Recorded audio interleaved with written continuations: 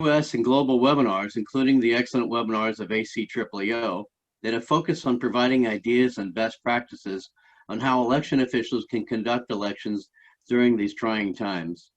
Indeed, this is not the first pandemic in the world, and there have been certainly elections conducted during time of war, civil strife, terrible weather, and other pandemics.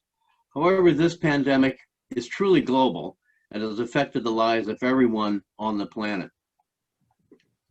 I probably do not need to remind you that the United States is the epicenter of the pandemic and also in the middle of a fiercely competitive and perhaps unprecedented presidential election. Election officials in the voting process are under unprecedented attack. Voting methods are being questioned, and it could well be that the results may not be known for some time after November 3rd. It is likely there may be a large segment of the population who may not believe or trust the results. I know my good friend Tom Hooks will likely talk more about this in the next session. As the Honorable Chair of this conference indicated in her remarks, this pandemic has caused election officials to become creative and flexible. What I have seen is that election officials have stepped up to address this crisis in such a way that elections can have continuity and provide democracy and allow democracy to prevail. In previous ACEEO webinars and in other sessions, we have and we will learn from real-life examples of how elections have been conducted this year. All of this points to the important need for constant communication between EMBs at all levels and with all the stakeholders involved in their election. While this is true for EMBs that are in the middle of conducting an election, it is also true for those who will have elections next year, because voters and policymakers can see what is going on in other democracies during this pandemic. If there is one good thing that is coming from this pandemic, it is that stakeholders, and especially voters, are paying attention to the electoral process like never before. So like the other 28 ACEEO conferences that came before, the theme of this conference is timely and helpful. My focus for the next few minutes is within the topic of communicating with other state bodies and stakeholders. We have heard excellent information on communicating with voters and the public, but intra-communication is equally important. Whether the election body is central and top-down, as in most countries, or decentralized, as in the United States, communicating needs and information is crucial for elections to be successful. EMBs in all democracies depend on other state bodies to succeed. That can include using public buildings for polling sites, civil servants for poll workers or other assistants, government agencies for internet access and cybersecurity, or to provide protection, and of course to obtain the necessary funds to conduct an election. With the pandemic going on, this communication is more vital than ever. Each country is providing a directive to its citizens, most often at the advice of an internal or global health agency, on what citizens can or cannot do during the time of the pandemic. Of course, this affects the work of the EMB in many ways, including how employees of the EMB do their work and how voters cast their ballots. When EMBs in the voting process are under attack from various political actors and social media, democracy is also under attack.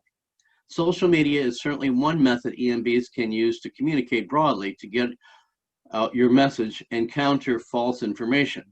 But social media does not really lend itself to communicating internally with your regional and local election bodies and other state bodies whose help you need to succeed.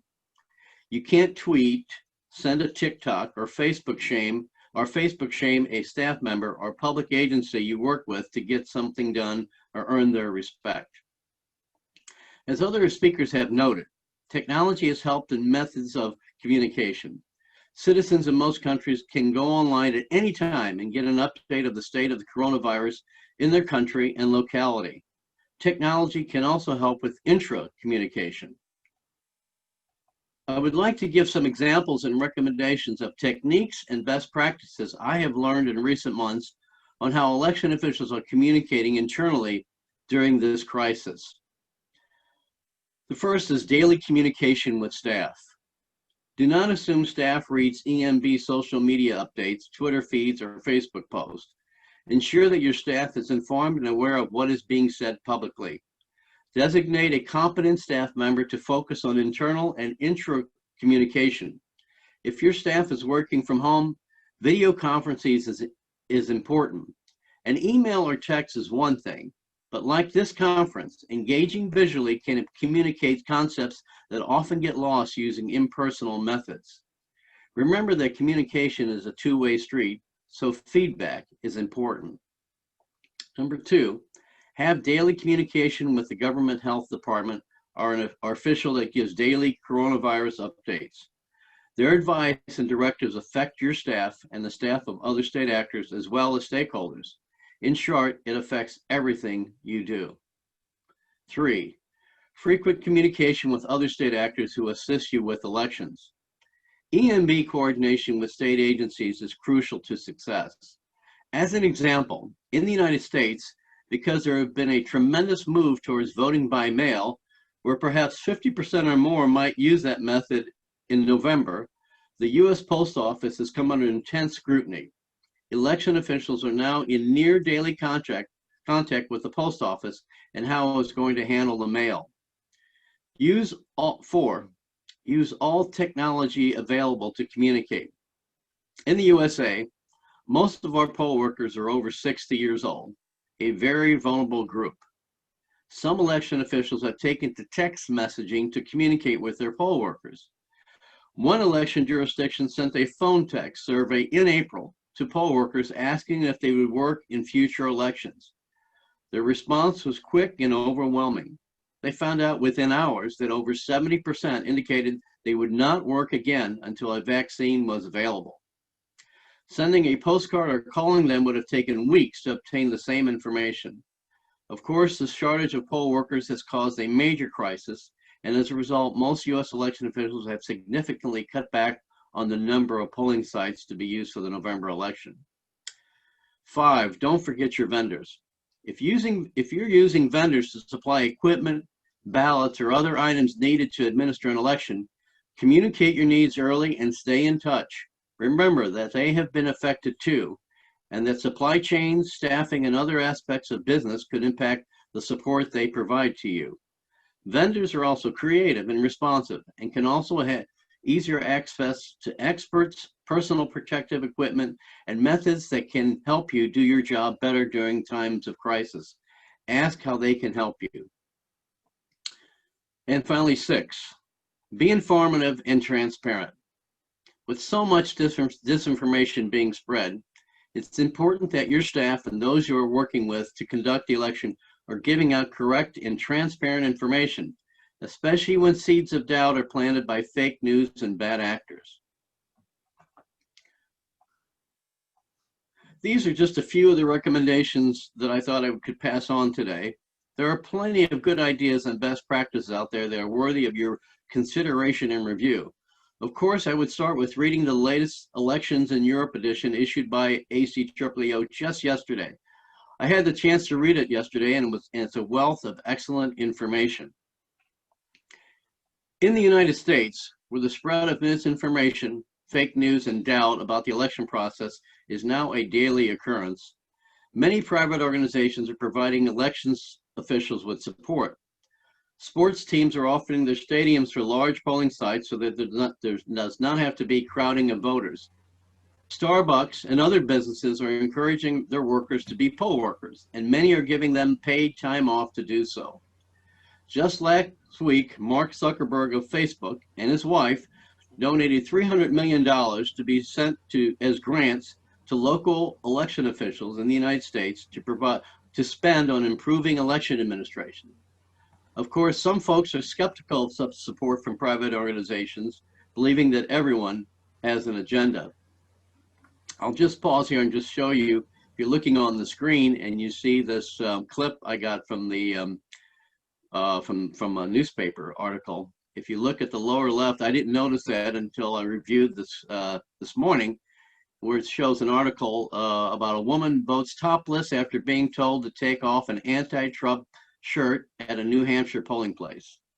So that's the kind of thing that election officials in the United States are dealing with right now. It's every day is something new. If you want to follow what's going on daily in the United States in election administration and find good links to best practices, go to www.electionline.org and explore their offerings. There's a lot to see there and a lot of great information. Finally, I want to thank all of you for your efforts to serve your voters during these difficult times, and especially to our hosts, the Georgians, who are willing to conduct a meeting of this organization while preparing for an election next month. I look forward to another trip to Tbilisi someday and an in-person ACEEO meeting so that I can greet all of you in person. Thank you, and be happy to answer any questions that you may have. Thank you very much, Mr. De Gregorio, for your presentation. It was very interesting, and it's describe how shall the communication be held in these periods. Thank you very much. I'm checking now the chat. There is no question yet. If somebody just want to raise now the question, we have some time for that, and we can raise these questions. In case not, then I propose to go directly to the second presentation. And now it's time for the second presentation. I will give the floor to Mr. Garone, Head of Elections and Political Parties Division within the Venice Commission. Pierre Garon is a head of the Division of Elections Political Parties at the Secretary of Venice Commission, Council of Europe, PhD in Geneva University, Master of Advanced European Studies, College of Europe, advocate in Switzerland.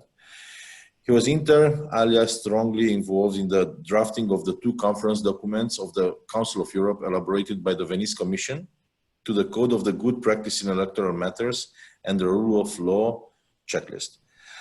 I take this opportunity to send my cordial greetings to Mr. Garone, our old partner in co-organizing so many events. Please, Mr. Garone, you have the floor. Good afternoon, Mr. Vajda, do you hear me? Yes, we can hear you very well. Well, thank you very much. So today I will talk about the work of the Venice Commission on Digital Technologies and Elections, which is of course linked to communication. The issue of new technologies is now central to nearly each discussion on future activities. I say future activities without qualifying them because new technologies are or should or will be omnipresent and are central, of course, to the theme of communication.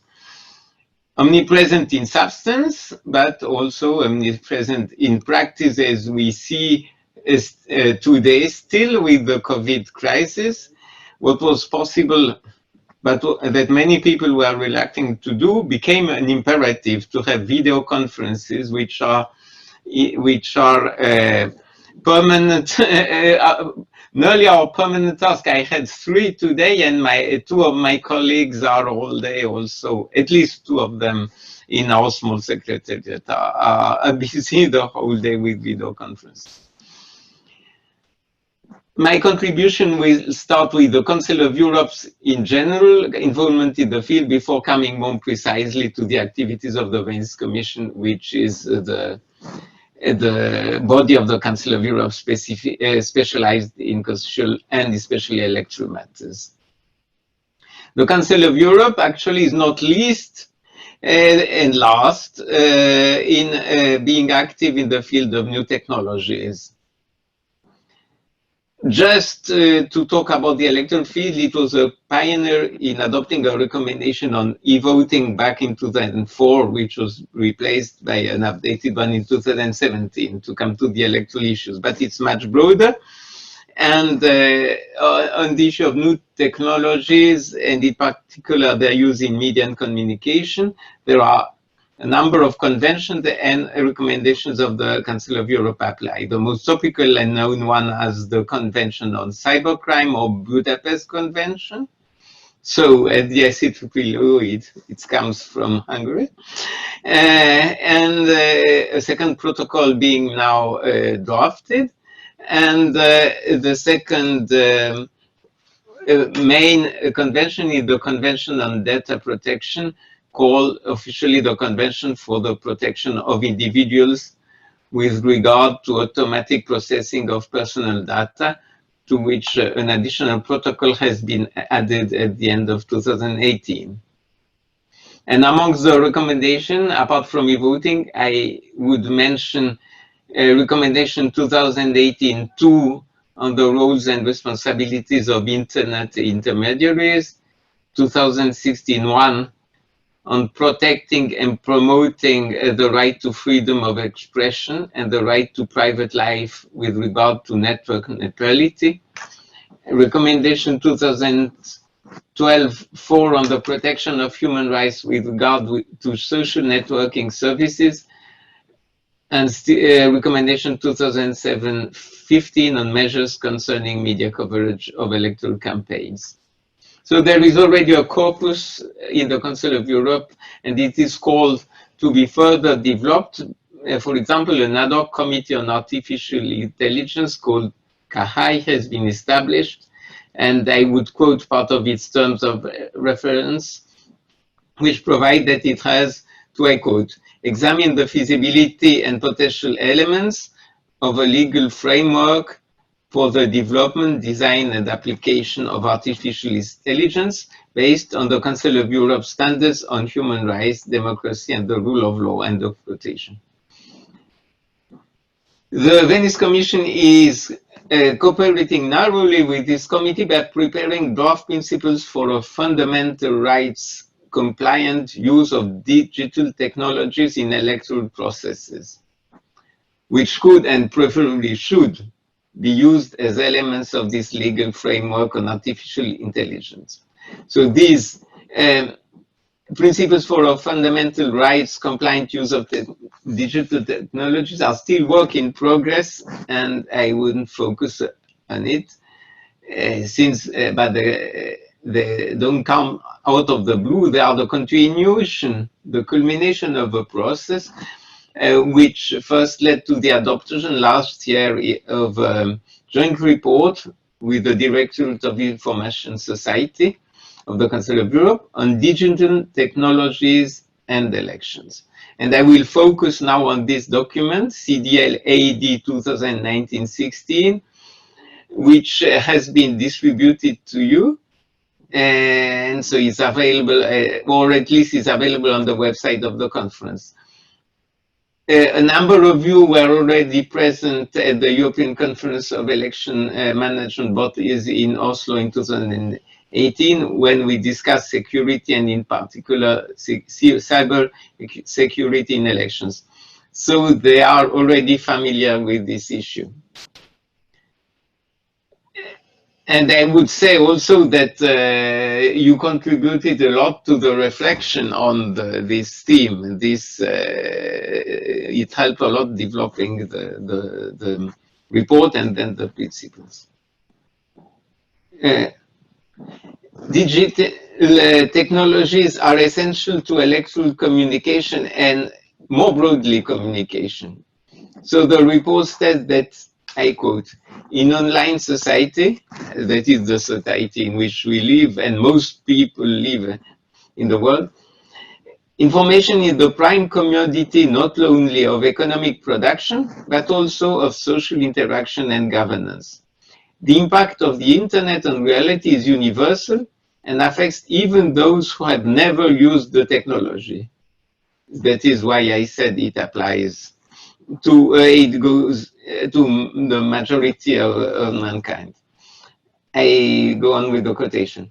It directly affects public opinion wherever people are located and has already changed the way that people think and behave in the world around them.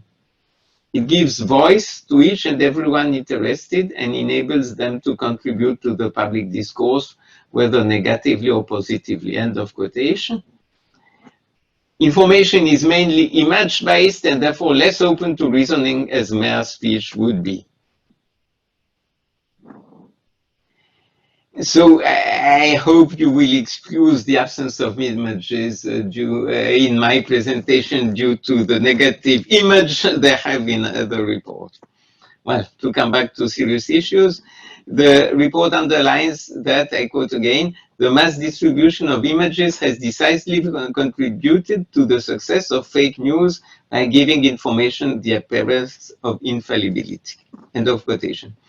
Fake news is a general, rather colloquial term, and the Council of Europe has more subtle definitions. I would say it distinguishes misinformation, that is sharing false information, but without the intent of causing harm, disinformation, which stands for knowingly sharing false information with the intent to harm, and malinformation, which describes genuine information shared with the intent to cause harm, often by disclosing information from the private sphere into the public sphere. The impact of manipulation of information is particularly acute in the electoral fields, that challenging democracy in one of its core aspects.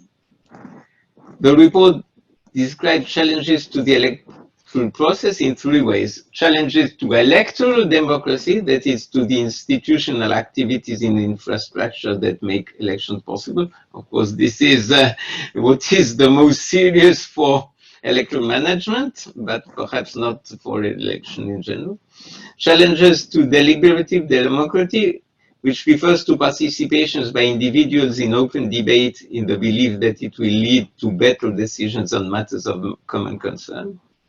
And challenges to so-called monitory democracy, defined as the public accountability and public control of decision makers, whether they operate in the public or private sector. Monitory democracy can be concerned as part of deliberative democracy. Before entering into more details, and it's also what we made clear in Oslo 2 years ago, we must recognize, and the report recognizes, the advantages of the information society, including the broad access to data, which were in the past available to the happy few. And of course, everything it has made to make our life, including the professional one and electoral management, easier. But as a good lawyer, I have to focus on the pathology, as do also good doctors. Challenges to electoral democracy are, as I said, your primary concern, because they are directed at your activities. This starts from the registration of voters and ends with the transmission and tabulation of results, not talking about cyber espionage. From a cybercrime perspective, the report retains two types of interferences. One type is attacks against the confidentiality, integrity, and availability of election computers and data, including compromising voter databases or registration systems, for example, through hacking of computer systems or deleting, altering, or hiding data, tampering with voting machines to manipulate results, interfering with the functioning of systems, illegally accessing computers to steal, modify, or disseminate sensitive data, which would not have a direct effect on the result, but of course is also problematic. And the second type of attacks involves disinformation operation, even if they don't constitute always a cybercrime, but violate rules on protection of personal data, on political finances, on media coverage, so that is rules to ensure fair and free and clean elections. The report states that these challenges need to be addressed from an interdependent stance, which means that first, the transnational nature of the problem, and second, the essential played by the gatekeepers of information highways, that is internet service providers, to investigate and prosecute cybercrimes must be recognized. So it's transnational and the internet providers must be involved. So communication is already involved, of course, in these types of challenges to electoral democracy. Internal as external commission, the EMBs, for example, we are talking about these days. And in a broader sense, all communication to voters. And then this leads us to talk about the challenges to deliberative democracy. One of the basic standards of electoral law is freedom of voters to form an opinion, as is equality of opportunity. Many countries have now got a corpus of legislation dealing with media and finances in the electoral process to ensure respect of these principles. Implementation may be problematic, but classical media should have at least some professionalism and deontology. This is, of course, not the case with social networks and the internet in general, which are open to everybody. Nor is it possible to control all the money invested in such kinds of electoral propaganda. Not talking about the manipulation of electoral preferences through personalized ads and message, including contradictory ones addressed to different groups. One only example is that biased search rankings can shift the voting preferences or undecided voters by 20% or more, according to some research. And other problems are the use and abuse of personal data for electoral processes, undermine the rights to privacy, free elections, electoral equity, and freedom of expression and opinion. So this is unfortunately just an overview of the possible problems. But once again, we must not forget the positive side of things. At the same time, be conscious of the risk. There is clearly a need for regulation, but it must be intended at ensuring the right to free election, to ensuring human rights and not to restrict them. So restrictions should not be worse than the evil. And the principle of proportionality always respected. Do you hear me? Yes, well, apparently the video is a bit problematic. That is for the reason that I asked you. So we are coming back to the principles. It's defined in particular in the European Convention on Human Rights, mainly the right to free elections. Article 3, Protocol 1, with all its principles developed, for example, in the Code of Good Practice in Electoral Matters, which was drafted by the Venice Commission, and freedom of expression, Article 10 of the Convention.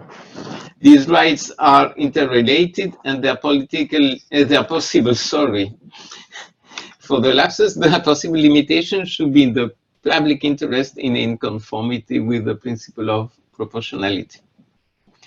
In short, some kind of regulation is called for, but it has to respect fundamental freedoms, in particular freedom of expression, the right to privacy and social rights. The keywords are adaptability and international cooperation. And then the Commission will work on principles. I will not introduce them since I said it's something innovative, so due to the relative novelty of the problem. So as long as they have not been adopted by the Commission, there is still a creative discussion which is open.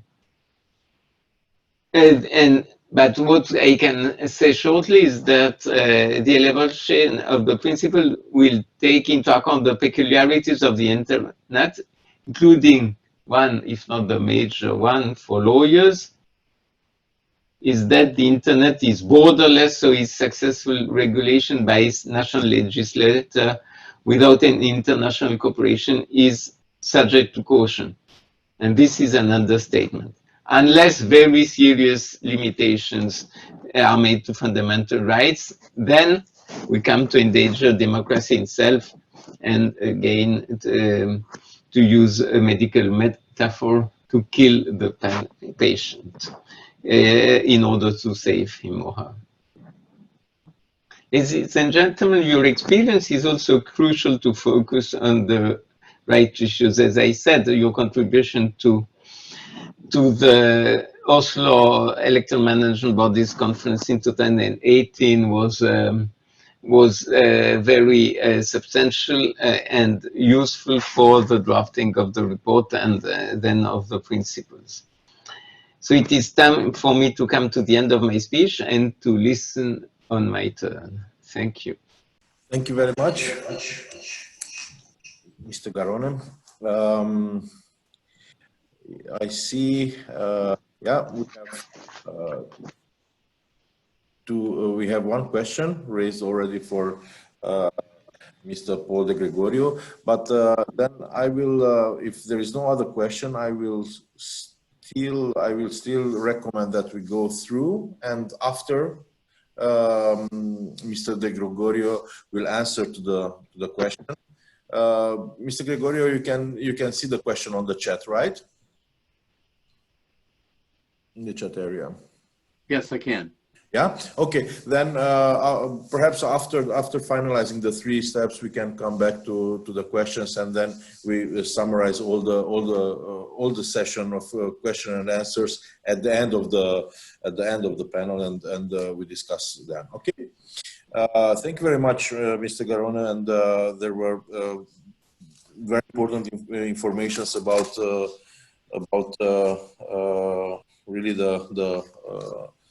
this field, the internet, where now everybody in these difficult days where door-to-door meetings are almost impossible. Of course, internet and the social media and everything is a very used field. And thank you very much for your information shared with us. Of course, you can still raise questions to Mr. Garone. I will now jump to the third participant, to the third presentation, and I will introduce Mr. Nermin Nisic, who is IFS Senior Electoral Expert, currently serving as a technical lead on IFS projects in Bosnia and Herzegovina and Serbia. For more than a decade, Nisic served as a country director managing multiple electoral technical assistance projects with IFS, working in the field of elections since late 90s. He was involved in design and implementation of a number of technical support programs in countries of Eastern Europe, Central Asia, and Middle East. Mr. Nisic, we are ready to hear your presentation, and the mic is yours. Thank you very much. Very much appreciate this opportunity. Good afternoon, dear colleagues and friends. I'll do my best to touch upon both internal and external communication, however, from somewhat different angles. Let me see if I can make the presentation up on my screen. I believe you see my presentation now. I'll try to be brief and practical and share some of the good practices that lead to building good communication and relationship with stakeholders. So I'll focus on one approach, building collaborative relationship with the stakeholders through formal or semi-formal working group formats. Georgia, the host of this year's annual conference, is a champion when it comes to communicating with stakeholders and building effective relationship. IFS and Georgian CC enjoyed fruitful cooperation in this aspect of technical assistance for many years. Let me give you an example of what I talk about, and it is coming from Georgia. In one of the major elections of the past decade, CC made a decision to regulate use of video equipment at the polls. As a result, the CC received a lot of negative press about this decision. In preparation for a second round, CC invited media representatives and CSOs, civil society groups, around the table to discuss how to address challenges related to protection of secrecy of vote. The end result did not significantly differ from the initial CC's decision. Georgian CC by then established and developed a collaborative mechanism that ended up being of good use in a heated election race and got some heat off of the CEC. Another example, in Serbia, and this is the case also in some other countries in Western Balkans, EMB closely collaborates with a disability persons organization to ensure access to election process to voters with disabilities. This collaboration also takes form of a working group meetings, bringing together representatives of both EMB and persons representing voters with disabilities. Such a group, this working group format, was instrumental in developing guidelines and procedures to measure physical accessibility of polling stations, but also in addressing challenges such as sufficient time for voters with disabilities to apply to vote via mobile ballot box, or development of accessible outreach materials. Also, on the subject, think of domestic election observer groups. They have great insight into the election process from their own perspective, and they have also valuable suggestions how to improve it. Clearly, collaborating with these civil society groups and engaging them in producing solutions can only be beneficial to the process and the EMB itself. However, it requires trust on both sides, and building a productive relationship takes time and effort. I'll underline why this type of collaborative two-way communication is important to EMB. And I see, okay, my slides are working. So this collaboration, and I emphasize, it is a two-way communication, can result in increased trust in the institution. It also can increase trust in the election process. And furthermore, it can also contribute to acceptance of election results by both voters and stakeholders. It can serve to educate about the process, but also about the roles different election shareholders have. EMBs are not the only ones with responsibility, as many of you know. Media, parties, candidates, civil society, voters, to name a few, they all have responsibilities in the democratic election process. Effective communication with these stakeholders can help that everyone is aware of their roles and also understand the EMB's challenges, faced by EMB and efforts EMB is planning to address them. This can also serve to build relationships. Clearly, effective communication is a two-way process, and EMB should be able to learn just as much as share with the stakeholders during these interactions. EMB should also create and use these opportunities to understand the needs and concerns of the stakeholders and avoid making decisions in a vacuum. For example, consider likelihood of successfully developing procedures, instructions, or educational materials for voters or candidates with disabilities without consulting these groups first. Collaborative working groups can also be instrumental when responding to an immediate crisis. IFES encourages and provides technical assistance to a number of EMBs in different countries to utilize this form of communication with key stakeholder groups with success. Some things to keep in mind are the following. These efforts, when facilitated properly, can lead to building relationship beneficial to all those involved. There needs to be a clear understanding of the role of the working group in a form of a terms of reference document or similar. Meetings should be meaningful and with a specific purpose, but also keep form of permanency or end schedule. And I'll give you an example of stakeholders to consider when establishing consultative working groups. It can be media, civil society, domestic election observer groups, political parties, disability persons organizations, representatives of ethnic minority groups, gender-focused groups, youth, other independent or government institutions focused on election-related subjects such as voter registration or similar. External communication with stakeholders and engagement in joint collaborative efforts can be challenging and of reduced effectiveness if not initiated and established well ahead of the election period. Now I'll shift the focus of my presentation to remind you that the world has seen a number of election cycles since the outbreak of COVID pandemic. And IFS had an opportunity to provide technical assistance and support to a number of EMBs, including in Serbia during parliamentary elections during the summer. I'll use that case to discuss challenges in internal communication caused by COVID-19 pandemic. As you may know, Serbian Republic Election Commission, or RIK as we call it in Serbia, organized parliamentary elections on June 21 in a brief period when COVID new infection numbers were at the low end. IFS provided technical assistance and support to RIK during this critical period. You may also know that RIK Secretariat is not a permanent body, but is assembled in period of elections from among the professional support staff of the parliament. So there's that downside.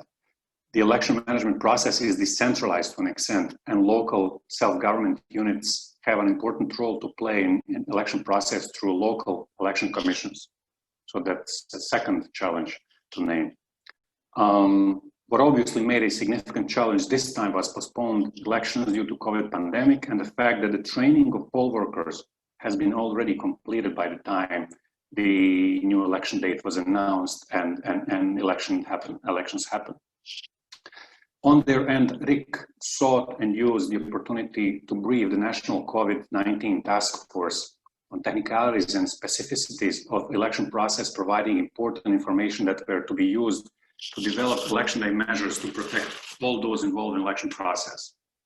Unfortunately, the election day measures were announced only 6 days prior to June 21, and those included recommending voters to wear protective masks, limiting the duration of interaction at the polls, poll workers being mandated to wear protective masks and gloves, similar regulation for poll workers serving in mobile teams, visiting voters in their homes, cleaning polling stations, arranging and setting up the polling station.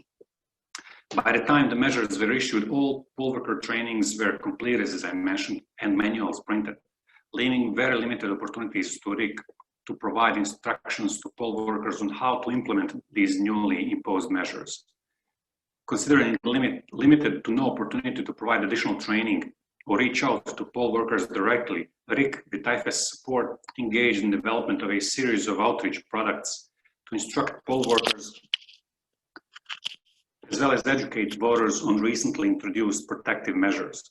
What was initially intended to be a voter information campaign ended up also being a tool to provide instruction and information to poll workers on the recently adopted measures. And we talk about the period of 6 days to design, launch, and implement the campaign, and leave some time for voters to digest prior to election day. In addition to backing task force decision in the election day kits to be distributed to polling stations across the country by election day, these efforts included TV and radio PSAs, instructional posters, newspaper inserts, and limited social media campaign to inform and educate poll workers as well as voters on the COVID-19 mitigation measures. While these efforts turned out to be successful and majority of poll workers knew how to set up polling stations, how to assist voters, and how to use protective equipment themselves, there were some lessons to be drawn. Voter information campaign will likely also reach the poll workers. So design of educational and instructional materials can be done in a way to target both groups, voters and poll workers. Sending instructional material in polling station kits also ensured delivery to all polling stations and made sure that the instruction reached the poll workers on election day though. Providing guidance on where and how to display informational material increases their visibility to voters and poll workers, meaning you can have the best posters designed, printed, and delivered to the polling stations, but unless the poll workers are properly instructed where to place them, there could be very little use of them. Existence of a quick-to-adopt online training platform to train poll workers or at least chairpersons of polling boards within a short period of time can be of critical importance. Unfortunately, RIK in this case did not have the opportunity and comfort of having an online training platform.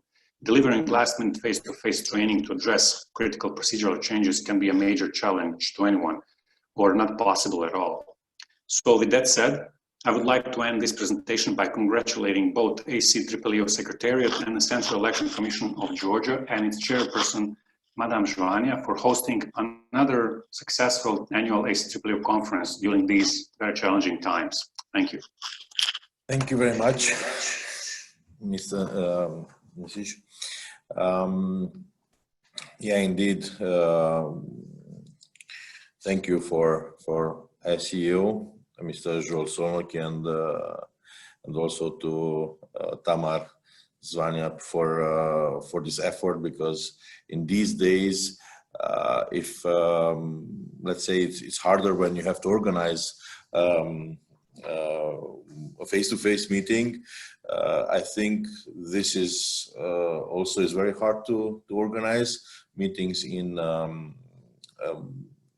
on Zoom, and thank you that you keep us together, all the bodies, lecture bodies in these very hard times, and you facilitate the correct information and to provide important informations which can be used in particularly in each country as best practice. I will now ask Mr. Paul De Gregorio to answer to the question raised by Mr. Richard Sudriete, if it's possible. Thank you very much. Yes, thank you, Mr. Moderator, and thank you, Richard, for the question on postal voting.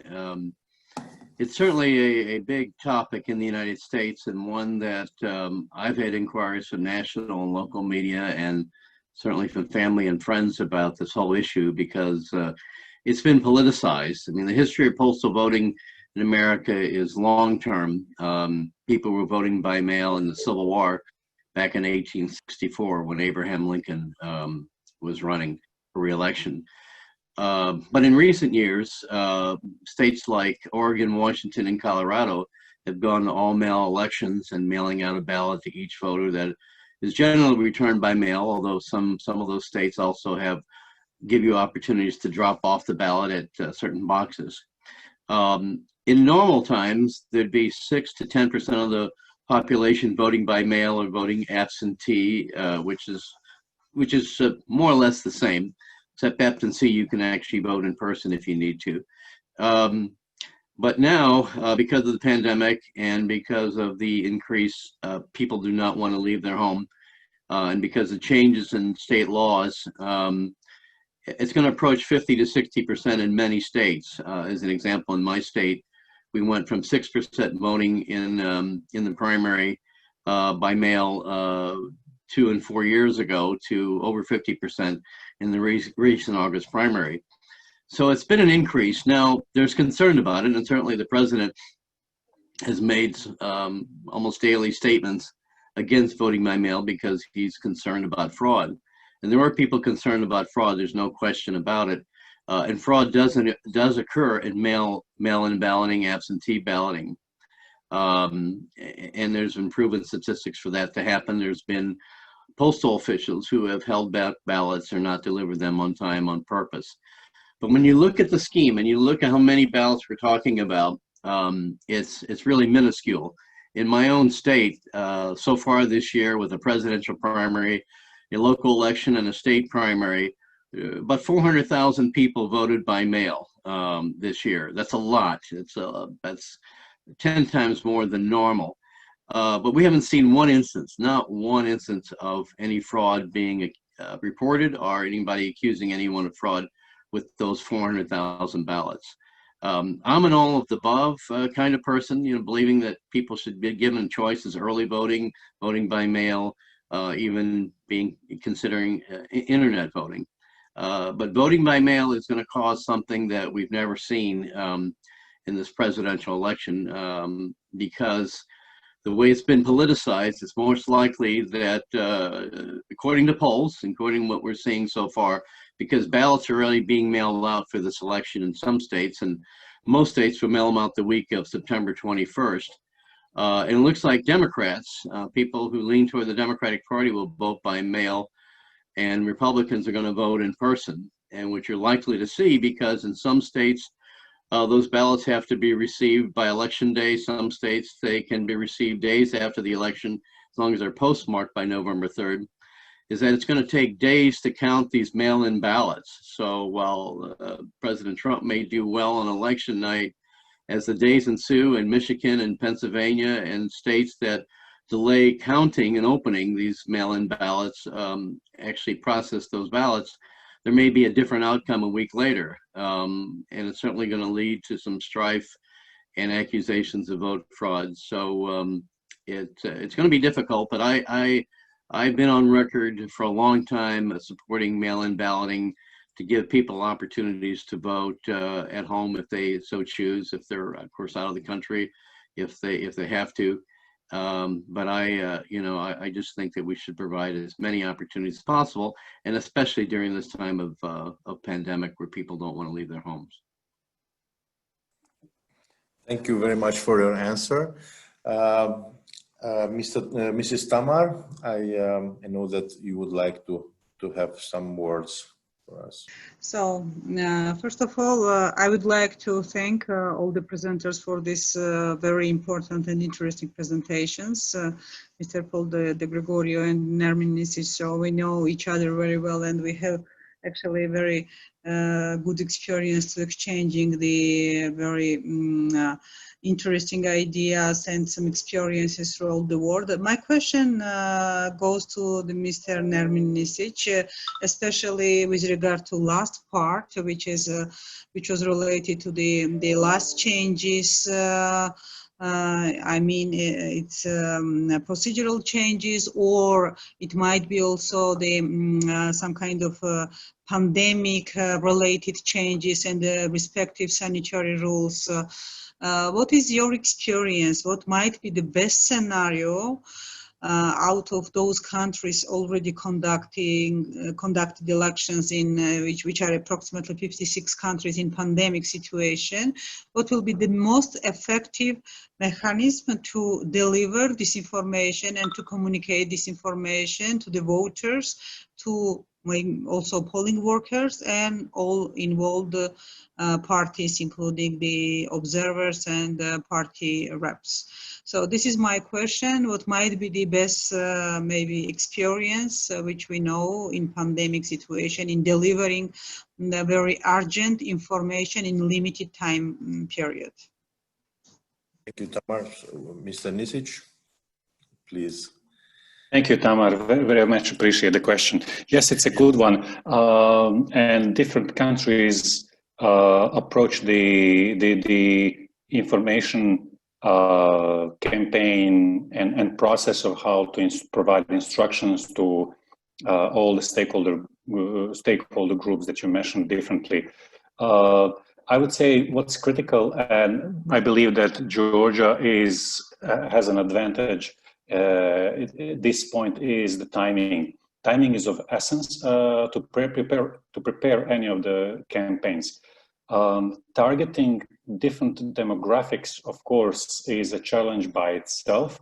When we targeted a wider population in Serbia with Instagram posts, we actually hope that we would be very successful in reaching out to youth, because they would be the primary Instagram users when it comes to demographics. However, when we did post-election survey, we learned that even though we had a campaign targeting youth, it wasn't as successful as we expected, because they just did not seem to be interested in that kind of a content. They may be present on Instagram, but not interested in the type of content that we were offering.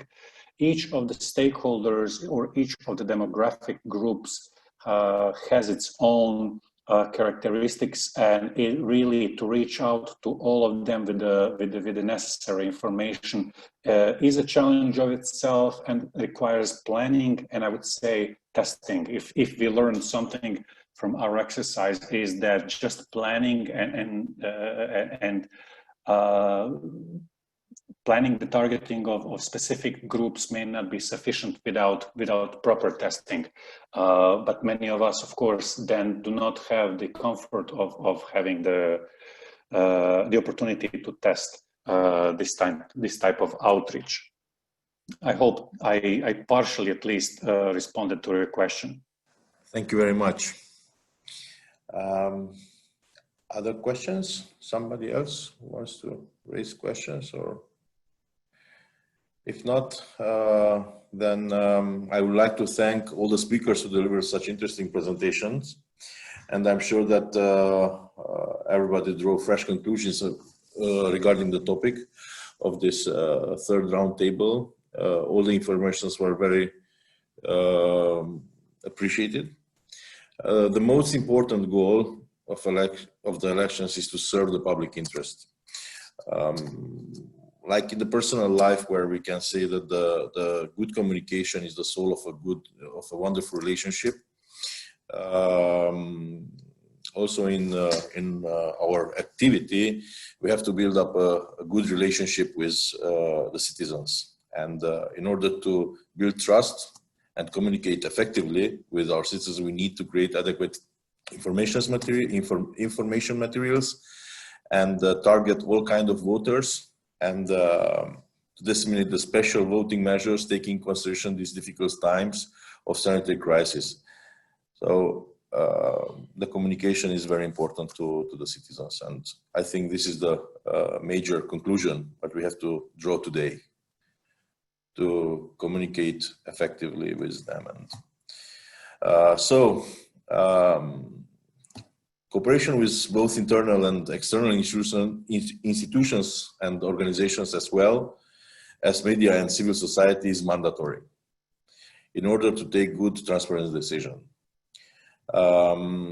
Thank you all for listening, and I hope we hear you soon